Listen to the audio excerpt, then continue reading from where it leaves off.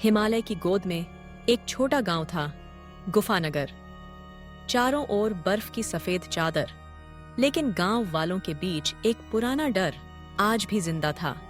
बर्फ की खुलती गुफा, जो हर साल बस एक बार खुलती थी और जो उसमें गया वापस कभी नहीं आया। लेकिन आज के युवा अर्जुन, मेघा और कविन इस डर को चुनौती देना चाहते थे। वे तीनों ट्रैकिंग पर निकले और गांव वालों की चेतावनी को नजरअंदाज कर उस गुफा की ओर बढ़ चले।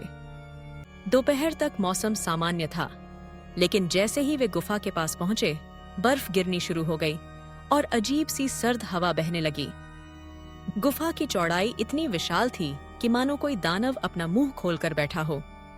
अंदर घुप्प अंधेरा था, लेकिन दीवारों पर बर्फ की परतों में किसी के हाथ के निशान और सैकड़ों नाखूनों से खरोंचे गए निशान थे। अचानक एक धीमी आवाज आई, कौन मेरे घर में आया है? अर्जुन ने टॉर्च घुमाई, कुछ नहीं था।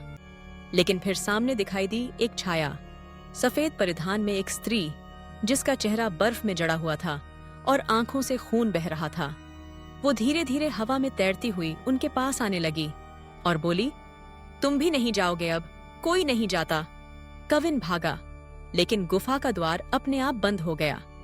मेघा की चीखें गुफा में गूंजने लगीं।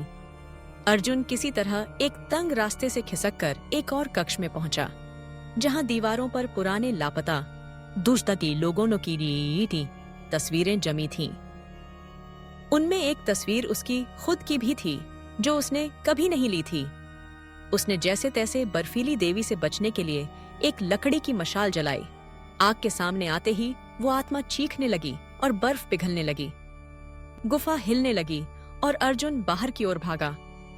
सुबह गांव पहुंचा तो वो अकेला था। मेघा और कविन अब उस गुफा का हिस्सा बन चुके थे। गांव वाले कहते हैं, अब हर साल गुफा की दीवारों में 2 नए चेहरे दिखते हैं और गुफा उनका नाम खुद पुकारती है। अगर आपको ये कहानी पसंद आई हो तो कृपया लाइक बटन दबाएं और हमारे चैनल को सब्सक्राइब करना न भूलें। आपकी एक छोटी सी प्रतिक्रिया हमें और भी बेहतरीन कहानियां लाने के लिए प्रेरित करती है। कमेंट सेक्शन में बताएं कि आपको सबसे डरावना हिस्सा कौन सा लगा और अगली बार आप किस तरह की कहानी सुनना चाहेंगे। धन्यवाद और जुड़े रहिए हमारे साथ नई रोमांचक कहानियों के लिए।